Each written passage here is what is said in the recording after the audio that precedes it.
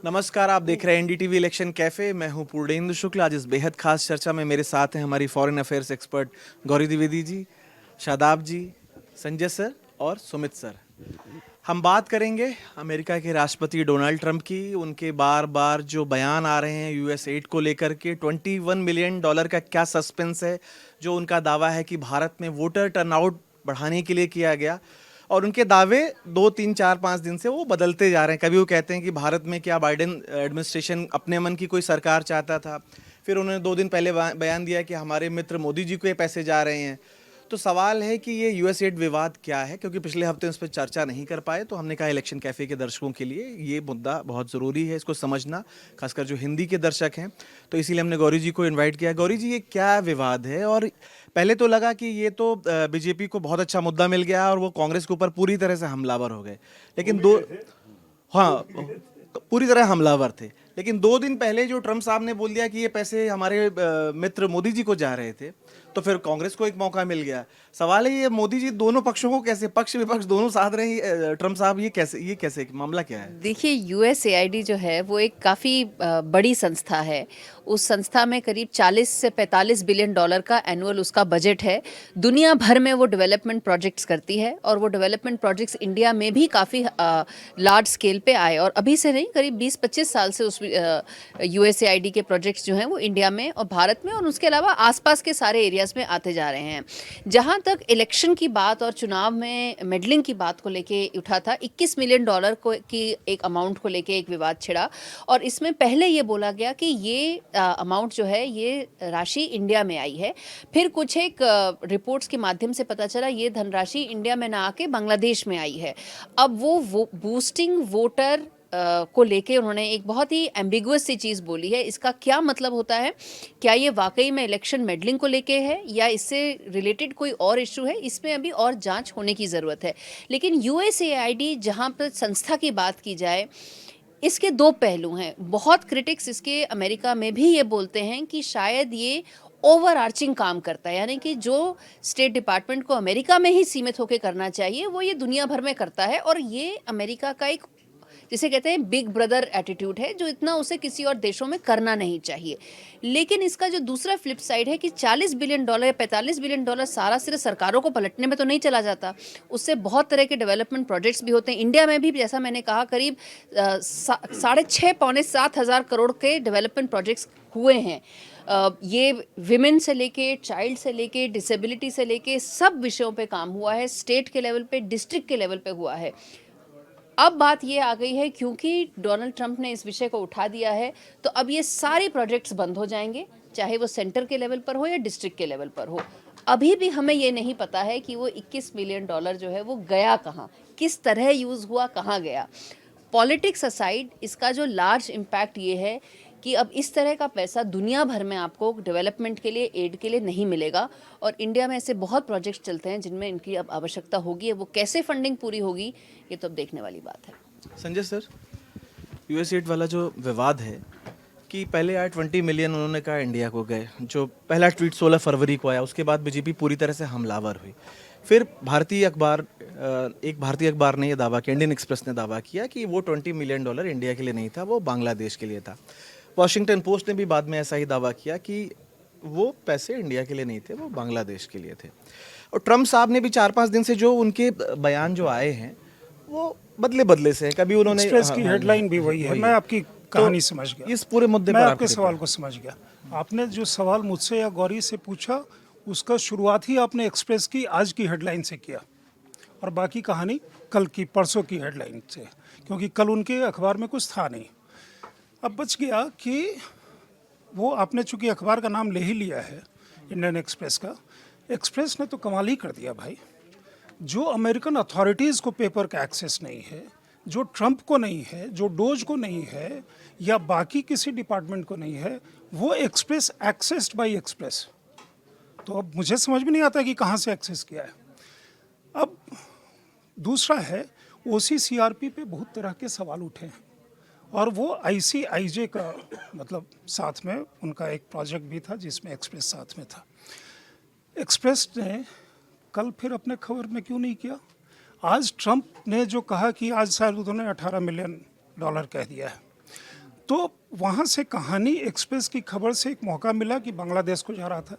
पहला तो सवाल यह है कि एक्सप्रेस की कौन सी मतलब एजेंसी ऐसी है जो अमेरिकन सरकार में घुस करके फाइल को निकाल करके पढ़ ली, जो उनको एक्सेस नहीं है। तो एक्सप्रेस की खबर को छोड़ दीजिए, ठीक है, कि अपनी बात करिए, क्योंकि वो अपनी खबर पे टिके हुए नहीं रहे, राइट। और एक्सप्रेस की जो भी होनी थी फजीहत या अदरवाइज उनकी जो भी उठना था, एक्सप्रेस की खबर को आप पूरे वो देखेंगे एम्पलीफाई किन लोगों ने किया।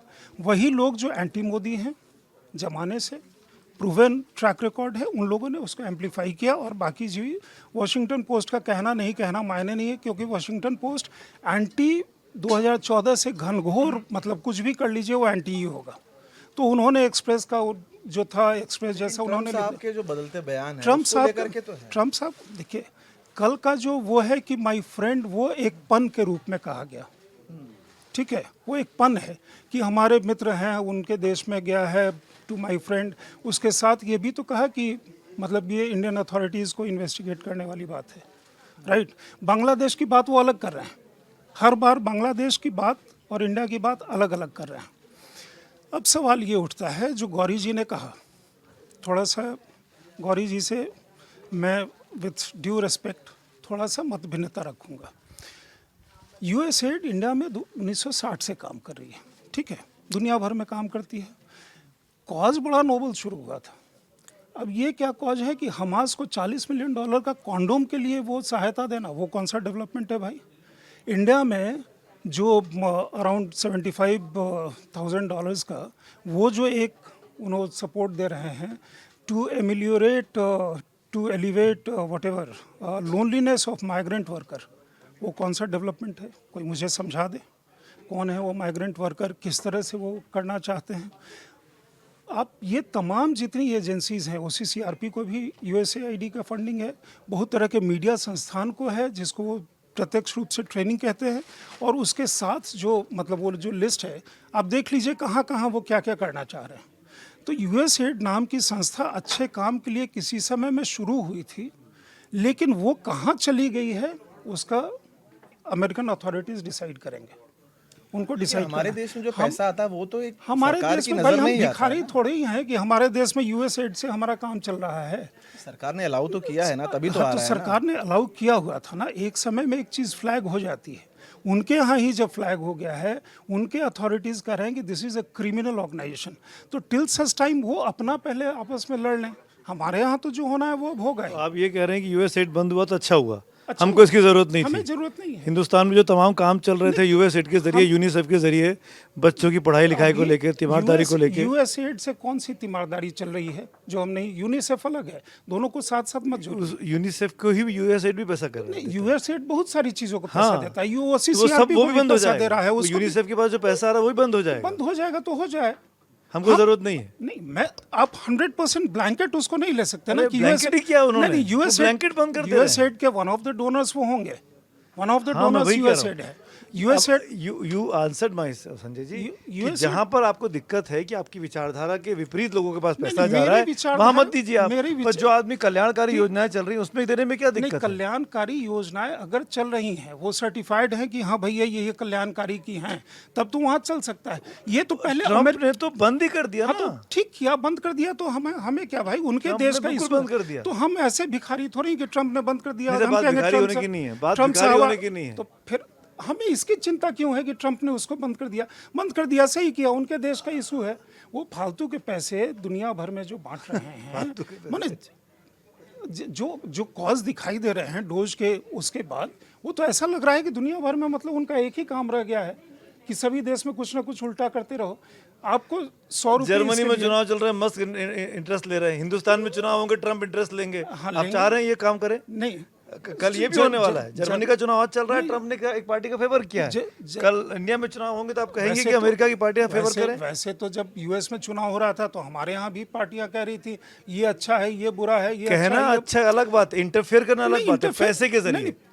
ये तो राहुल गांधी ये डिमांड बहस किए थे कहाँ ना, से शुरू ये हुई? तो राहुल गांधी डिमांड किए ये थे बहस तो वहीं से कि शुरू हुई ना कि interfere turnout करो। बढ़ाने के लिए। ये तो राहुल गांधी ने कहा था ना कि a large chunk of democracy has come down, has diminished and therefore the custodians of democracy, जो उनके हिसाब से इंडिया में डेमोक्रेसी थी ही नहीं, राहुल जी के हिसाब से तो डेमोक्रेसी इंडिया में 47 के बाद आई है, वो कहे कि कस्टोडियंस ऑफ डेमोक्रेसी उनको यहाँ देखना चाहिए कि कैसे यूरोप और अमेरिका। तो हमारे लिए तो मतलब राहुल जी वाली बात आप कह रहे हैं, हमारे लिए हमारी डेमोक्रेसी में वो इंटरवीन करेंगे, हमें बर्दाश्त नहीं है, वही मैं कह रहा हमें हूँ। बर्दाश्त नहीं है। मैं वही कह रहा हूँ कि ये बहस पूरी शुरू हुई कि आपने हिंदुस्तान में वोटर टर्नआउट बढ़ाने के लिए आपने पैसा दिया। पहले ट्रम्प ने नाम लिया कि कांग्रेस को मिला, उस जमाने में मिला, तब बीजेपी ने, जैसा कि पूर्णेंदु ने शुरू में कहा, उसको अपने फेवर में माना इस खबर को। अगले ही दिन वो पलट गए, अगले ही दिन उन्होंने देखिए, ये 5 भी- दिन में 5 बयान दिए ट्रम्प साहब अभी ने। अभी एक और पाँच भी ट्रम्प point- साहब अभी 3.5 पौने 4 साल रहेंगे, पौने 4 साल में पौने 4 साल बाद बयान देंगे वो। वो इतने इरेशनल, इतने इरेटिक तरीके से रिएक्ट करते हैं। ठीक है, वो ट्रम्प के बारे में विचार किसी के तो जो उस भी है पर वो इंडिपेंडेंट। उस पर हम हमें एक चीज़ बताइए, इलेक्शन कमीशन ऑफ इंडिया 2011 में एक संस्था स्टैब्लिश करता है, 2012 में उन्होंने जो भी IREP क्या है वो संस्था, उसके साथ उन्होंने अंडरस्टैंडिंग करी। कुरैशी साहब ने लंबा चौड़ा एक बयान भी दे दिया उस पर। 2011 में भारत एक संस्था क्रिएट करती है, IIEP, राइट, इलेक्शन कमीशन 11 में क्रिएट करती है और 12 में उसके साथ एक डील होता है। ये टाइमिंग बहुत ही इंटरेस्टिंग है भाई। और वो संस्था क्या कहती है, कुरैशी साहब का जो स्टेटमेंट है उसके मुताबिक ये जो दुनिया भर में इंडिया जो ट्रेनिंग देती है कुछ ऐसे देशों को जहाँ डेमोक्रेसी अच्छी नहीं है, ये उसी तरह का है। भाई हमारा डेमोक्रेसी तो इतना रोबस्ट था, हम उनसे ट्रेनिंग क्यों लेने जाएंगे?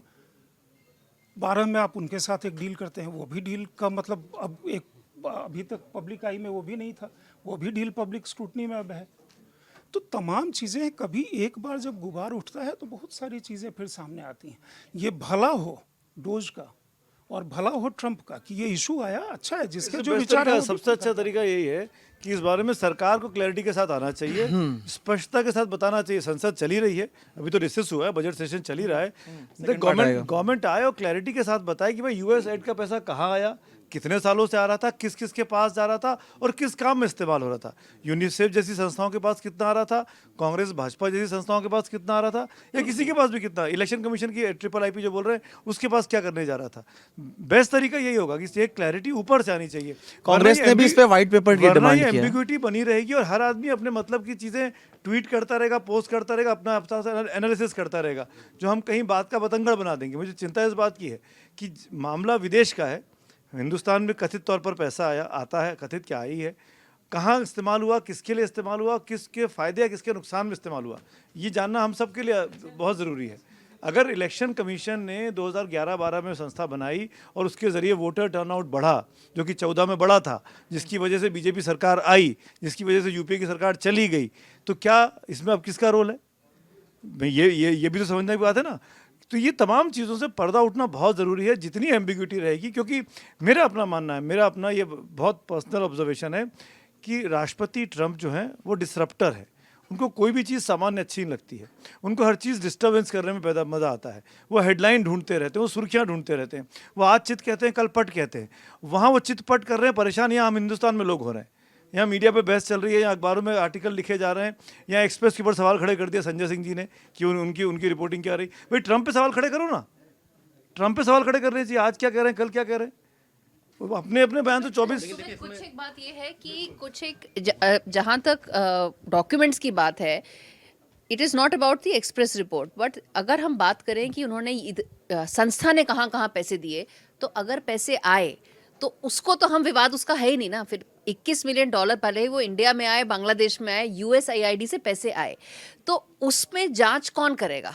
उन्होंने तो बोला कि हम तो संस्था बंद कर रहे हैं और हमारे हिसाब से पूरे हमारे पास पेपर्स हैं और ये हम इस कारणों से हम ये संस्था बंद कर रहे हैं क्योंकि इस तरह की बहुत जगह पैसा बर्बाद हुआ है।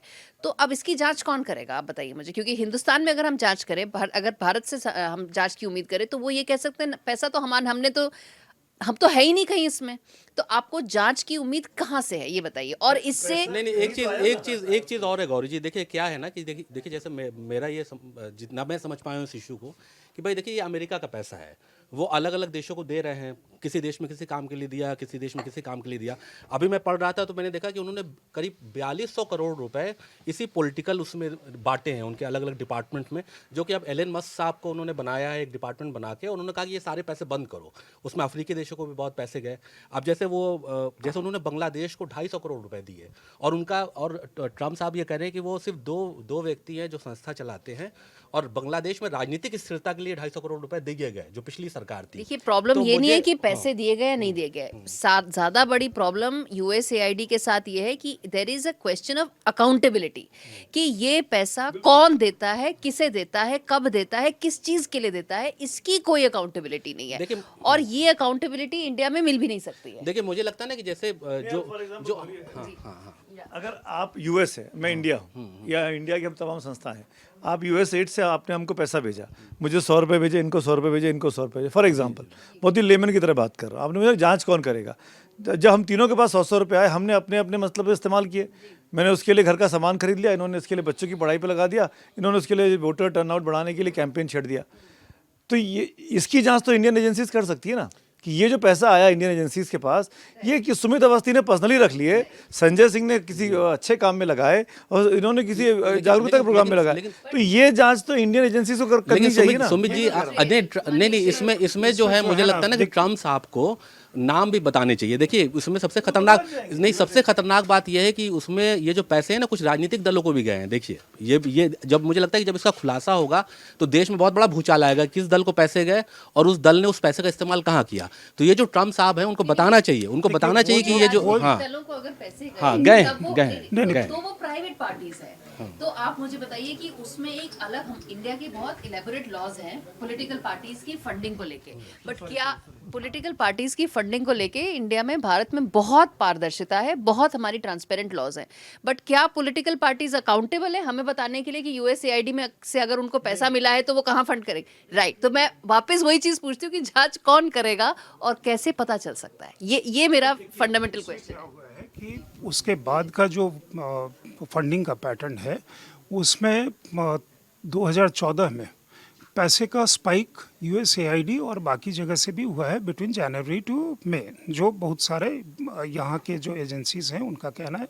और ऐसा 19 के पहले भी वो देखा गया, 24 के पहले भी। लेकिन फेमा वाली चीज़ उस समय तक बहुत सारे एनजीओ को बंद कर दिया गया था, ब्लैकलिस्ट कर दिया गया था, फेमा पे बहुत सख्ती हो गई थी, तो उसमें से लार्ज पोर्शन ऑफ पैसे रुक गए। अब इशू ये है, मेरा जो सुमित कह रहे थे, मेरा लिमिटेड पॉइंट ये है कि एक्सप्रेस पे सवाल इसलिए है कि एक्सप्रेस ने लिखा है एक्सेस्ड बाय एक्सप्रेस, कि जो डॉक्यूमेंट मतलब यूएस अथॉरिटीज़ के पास है वहाँ पे घुस करके एक्सेस्ड। मेरा विवाद वहाँ पे पब्लिक डॉक्यूमेंट की बात कर रहे हैं, सीपीपी। एक मिनट भाई, वो क्या है, लार्जर वो उसमें देखिए, वो क्या है, आप देखिए ये पूरी दुनिया का मामला है। वो क्या है, और जो है वो क्या है कि एक तीर अगर सीधा चला आ रहा है तो हमने तीर को इधर मोड़ दिया। वो ये है कि तीर इधर आ रहा है तो भाई तीर इधर क्यों, तीर को इधर मोड़ दो इधर, फिर वो होता रहे। मैं सॉरी, आप और मैं जर्नलिस्ट हैं, ठीक है ना? दूसरी चीज, आप और मैं फंडिंग जर्नलिस्ट के हैं, आप अपने सोर्सेज रिवील नहीं करेंगे, कोई खबर लेके आएंगे। अगर एक्सप्रेस ने कोई चीज़ एक्सेस की है और एक्सप्रेस उसको छाप रहा है, अपनी क्रेडिबिलिटी को दांव पे लगा रहा है, मैं एक्सप्रेस से कोई पीआर नहीं कर रहा हूँ, पर ऐसे जर्नलिस्ट में बात करना चाहता हूँ कि भाई ये आप उसमें सवाल पे, आपके अधिकार है, आप सवाल खड़े कर सकते हैं कि उसने ऐसा क्यों किया, उसके इंटेंशन पे आप सवाल खड़े करके उसको आप कटघरे में खड़ा कर सकते हैं। बट ये कह देना कि वो कैसे एक्सेस कर सकता है, भाई उसके पास होंगे तरीके, उसने क्यों हो सकता है तो बहुत साधुवाद का, फिर तो कमाल के, मतलब कमाल की उनका भाई उनकी अथॉरिटी है कि वहाँ घुस करके भी वो एक्सेस कर ले रहे हैं, तो मतलब कमाल है। अब इस पे तो यही कहा जा सकता है ना कि कमालम कमाल है, मतलब उससे कोई बड़ा शब्द हो तो बताइए मुझे, फिर मैं उस हिसाब से तारीफ करूंगा। मुझे दूसरा चीज़ ये है कि जहाँ तक पैसे का है गौरी, मुझे लगता है कि पैसे इन्वेस्टिगेट हो सकते हैं, पूरी तरह से नहीं हो सकते लेकिन हो सकते हैं, क्योंकि इसके बाद का प्रोसेस वहाँ से भी जिस तरह का, मान लीजिए कि इंडिया सीख करे उनके साथ कि ये डॉक्यूमेंटेशन कहीं तो हुआ होगा कि किसको गए। जैसे वो $75,000 वाला तो पता चल गया कि जो माइग्रेंट वर्कर का अकेलापन दूर करने के लिए जो पैसे दिए गए, जो मिस्टर आहूजा की हाँ, कंपनी को गया है, तो राइट? वो वो टेक्सटाइल कंपनी जो है तो पता चल गया ना, वैसे ये भी पता चल सकता है। तो नहीं, बट इसमें ये होगा, देखिए ये गवर्नमेंट टू गवर्नमेंट, मतलब यूएस एड टू गवर्नमेंट तो नहीं आया, इसी को भी नहीं आया, वो कहीं किसी और माध्यमों को अलग अलग इसमें जो बहुत सारे एनजीओ की तरह की संस्थाएं होती हैं या कोई मतलब संजय जी, मैं ये सिर्फ एक पॉइंट बोलूंगी कि अगर कंपनी को पैसा आता है, कंपनी अकाउंटेबल है बताने के लिए। पॉलिटिकल पार्टीज को अगर पैसा आता है वो अकाउंटेबल नहीं है। एनजीओज भी अकाउंटेबल है। एनजीओज की भी आज की तारीख में जो हमारे जो जितना भी पैसा आता है फॉरेन से, एको एक पैसे की अकाउंटेबिलिटी है एनजीओज के लिए। बट हम बात कर रहे हैं ओनली फॉर पॉलिटिकल आउटफिट्स, उनके लिए नहीं है। मुझे नहीं ये लगता मैं कि कह रही हूँ। पॉलिटिकल पार्टीज को डायरेक्टली फंड हुआ होगा, क्योंकि कोई भी पॉलिटिकल पार्टी थोड़ा ज़्यादा सावधान इस मसले पे रहती है। अगर डायरेक्टली फंड होगा, एक पॉसिबिलिटी ये हो सकती है कि कोई इलेक्टोरल बॉन्ड के माध्यम से उसने किसी को पे किया और उसके माध्यम से किसी पॉलिटिकल पार्टी को आया, तो एक अलग इशू है। अब उसमें भी बताने की बाध्यता है कि कहाँ से क्या आया, और वो लिस्ट भी आउट हो चुकी है। मुझे नहीं लगता कि पॉलिटिकल पार्टी को डायरेक्टली फंड मतलब यूएसएआईडी करेगा, और कोई पॉलिटिकल पार्टी के नेता या उसके जो भी मतलब एग्जीक्यूटिव है वो इतने पागल होंगे कि उनसे सीधा पैसा ले लेंगे। अच्छा, एक चीज़ और है संजय सर, आपने जो इंडियन पॉलिटिकल पार्टीज़ का वो किया, देखिए इसको ना अगर आप लार्जर प्रोस्पेक्टिव में देखें तो जो ट्रम्प साहब हैं वो अपने जो पूर्ववर्ती जो हैं बाइडेंस हैं वो हिसाब किताब चुकता कर रहे हैं। देखिए वो अमेरिकी पॉलिटिक्स का जो असर है ना वो पूरी दुनिया में जा रहा है। अब उन्होंने ये कहा कि ये पैसे उन्होंने बांट दिए, तो भाई जब बांट दिए तो फिर आप नाम भी बता दो। यहाँ जो घमासान चल रहा है राजनीतिक दलों में, भाई वो तो बता सकते हैं। आप देखिए इस बात को समझिए कि वो बता नहीं रहे हैं। कभी किसी का नाम लेते हैं, कभी किसी का नाम लेते हैं, कभी कहते हैं बांग्लादेश डाइवर्ट किया गया, जबकि अगर आप उसको देखेंगे, रिसर्च करेंगे उस पर, तो बांग्लादेश को भी पैसा दिया है, तमाम अफ्रीकी देशों को पैसा दिया है। अब वो कहने कि भाई हम क्यों दें। देखिए डोनाल्ड ट्रम्प जो है वो पूरी दुनिया को जो ऐड जा रहा है, जैसे अमेरिका दादा बनता है दुनिया का, कि भाई हम पैसे बांट रहे हैं पूरी दुनिया में, लेकिन अब वो बंद करना चाहते हैं। वो कहते हैं कि भाई हमारे पास इतने पैसे नहीं है कि हम सबको पैसे दे दें। तो मोटे तौर पे बात यह है कि वो हिसाब किताब अमेरिका में चुकता कर रहे हैं, उसका असर भारत में आ रहा है, और वो आधी अधूरी जानकारी दे रहे हैं। वो चाहें तो वो डॉक्यूमेंट एक्सेस करके बता सकते हैं, उनके पास वो तो उस देश के प्रमुख हैं, वो चाहें तो क्यों नहीं बता सकते हैं। तो बात दरअसल ये सवाल मैं गौरी जी से भी पूछना चाहता। गौरी जी ये बताइए कि क्या $21 बिलियन का जो सस्पेंस है, क्या भारत सरकार, जैसे एमईए ने भी इस पे एक जवाब दिया है, उन्होंने कहा ठीक है ये हम कंसर्न है इसको लेकर के, और इसको लेकर के आगे स्टेटमेंट देंगे जांच के बाद, जो भी एजेंसियां जो भी देख रही हैं उसको लेकर के। क्या ये जानना बहुत मुश्किल है कि क्या $21 बिलियन आया कि नहीं आया भारत में वोटर टर्नआउट बढ़ाने को लेके? कब आया, कैसे आया, किसे मिला, ये तो जाना जा सकता है, क्योंकि ये तो कानून के तहत ही पैसा आएगा। विदेश से पैसा ऐसे तो है नहीं कि हम आप सीधे ट्रेड कर पाएंगे, वो तो एफसीआरए के अंडर में ही वो पैसा आएगा। पहली बात ये। दूसरी बात का जो इशारा इन्होंने किया कि ये सारा जो मामला है वो वहाँ की इंटरनल पॉलिटिक्स का है, जिससे दूसरे देशों की, जो हम कह रहे हैं ना कि हमारे देश की पॉलिटिक्स को प्रभावित कर रहे हैं, तो वहाँ जो बाइडेन बनाम ट्रम्प है उसका प्रभाव दूसरे देशों के इंटरनल पॉलिटिक्स पे पड़ रहा है। आप क्या उस पर थोड़ा और एलेबोरेट करेंगे? दूसरी चीज तो ये बात तो सही है, डोनाल्ड ट्रम्प जो हैं एंटी बाइडन है। आप ये समझ लीजिए, जो Biden what ever he stood for, उसका एक बिल्कुल विपरीत आइडियोलॉजी है, और वो आइडियोलॉजी की इस वक्त अमेरिका में एक रेजोनेंस है। देखिए वो बहुत भारी बहुमत से जीते हैं, तो जाहिर सी बात है एवरेज अमेरिकन को लगता है कि जो डोनाल्ड ट्रम्प की नीतियां हैं, जो उन्होंने प्रपोज किया है, वो सही हैं, वो सही दिशा में है। तो जहाँ तक ये कुछ तो बिल्कुल ही लॉपसाइडेड आइडियाज़ है जिनको फंड किया गया, जो संजय जी ने जिनके बारे में बोला, और अधिकतर अमेरिकन्स को लगता है कि ये पैसा इधर उधर फेंकने की जगह हमें क्यों नहीं मिल रहा है। और जो डोनाल्ड ट्रम्प की जो नीतियां हैं, वो चाहते हैं इमिग्रेशन के ऊपर क्रैकडाउन करने के लिए। एनवलप बहुत सरल अगर शब्दों में बोलें, जो कैलकुलेशन जो है उनके दिमाग में, जिस भारी संख्या में लोगों को वो वापस भेजना चाह रहे हैं, उसकी कॉस्ट जो है $85 बिलियन है कम से कम। $85 बिलियन लगाने के लिए कहीं से तो काटना ही पड़ेगा ना। तो उन्हें लगता है ये फिजूल के खर्चे क्यों करने हैं हमको, जब हमें अपने इमिग्रेशन पे फोकस करना है। उन्होंने कहा कि हमें कारखाने लगाने हैं वापस। अगर कारखाने लगाने हैं तो उनको देना पड़ेगा पैसा, तो उनको अगर देना पड़ेगा तो कहीं से तो काटना पड़ेगा। तो इन्हीं सब तरह के बेफिजूल खर्चे जो उन्होंने कहा है, जो उन्होंने आउटलाइन किए हैं, और ये कारण है जो सुमित ने बोला कि वो हेडलाइन ग्रैबिंग है, वो there is a reason, there is a tactical reason कि जो ये खर्चे हैं वो उन्होंने वो स्पेसिफिक खर्चे बताए जिससे अमेरिकन पब्लिक में आउटरेज आए कि हम क्यों हमास को पैसा खर्च कर रहे हैं, हम तख्ता पलट के लिए अफ्रीका में क्यों पैसे खर्च कर रहे हैं। This creates outrage in an average American. तो कहते हैं हाँ इसे बंद करो, जहाँ पैसा मिलना चाहिए वहाँ मिलना जाए एकदम। तो ये अमेरिकन पॉलिटिक्स से तो कम्प्लीटली लिंक्ड है। बट डोनाल्ड ट्रंप मुझे लगता है is an extremely shrewd and smart politician.